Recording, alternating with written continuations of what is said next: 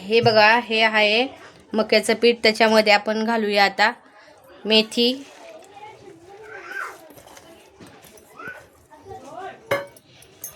अद्रक, मिरची, लसणची ही पेस्ट आहे, ही घालूया.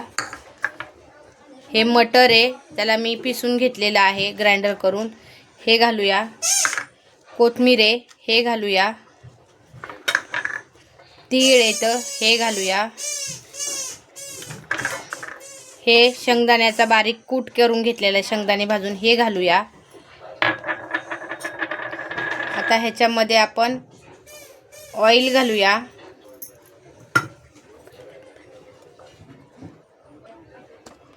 आता ह्याच्यामध्ये आपण मीठ घालूया, हळद घालूया, धनिया पुडे हे घालूया, जिरं घालूया, लाल मिरची घालूया.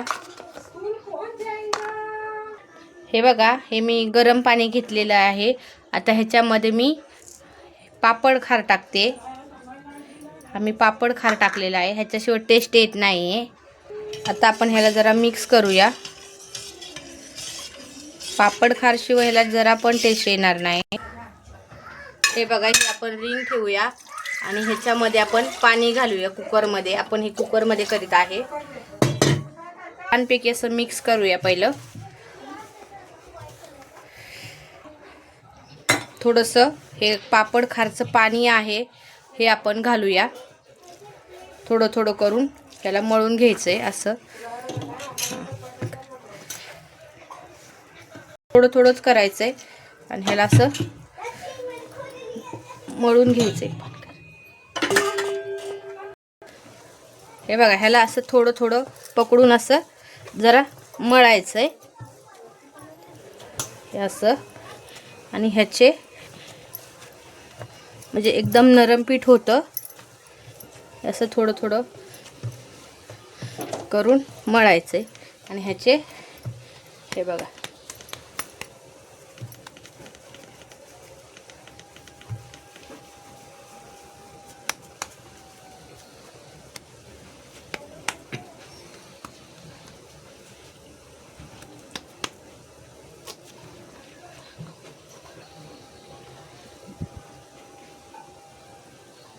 हे बघा, हे सगळे आपल्याला हे असे करून घ्यायचेत. मी इथे ठेवित आहे.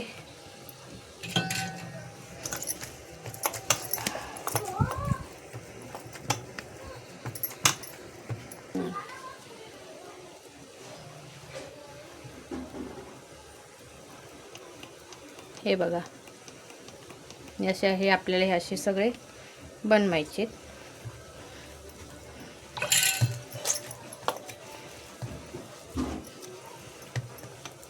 बंद कर.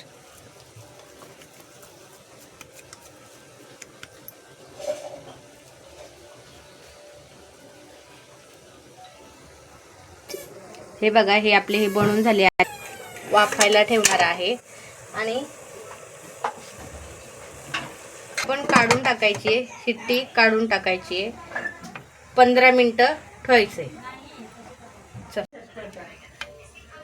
हे बघा, हे आपलं डाळ ढोकळा हे झालेलं आहे. ही बघा, ही झाली आपली डाळ आणि ही ढोकळा या ढोकळी. तर ही मी बनवलेली आहे मकईच्या पिठाचे. तर तुम्ही ही नक्कीच घरी करून बघा आणि एकदम मस्त लागते खायला आणि एकदम चटपटीत लागते. आणि ह्याच्यावर आपण तेल पण टाकून खाऊ शकतो. तुम्ही शेंगदाणा तेल खात असताना तर शेंगदाणा तेल टाका.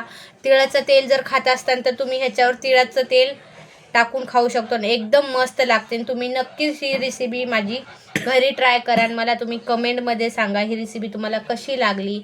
आणि माझे व्हिडिओला लाईक करा, शेअर करा, सबस्क्राईब करा आणि असेच नवीन नवीन व्हिडिओ मी तुम्हाला देत राहीन. तर तुम्ही नक्कीच बघत राहा आणि कमेंट करा. तर तुम्हाला ही